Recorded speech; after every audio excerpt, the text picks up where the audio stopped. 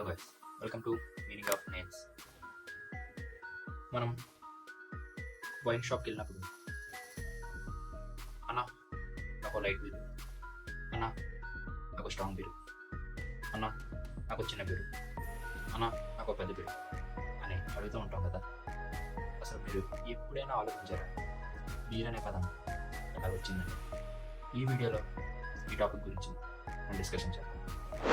Beer అనే పదం German భాషలో వేర్ విఐఈఆర్ నుంచి వచ్చింది.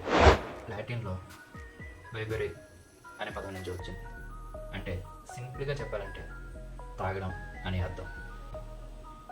బీర్ చరిత్ర ఇంతటిలో ఆగలేదు.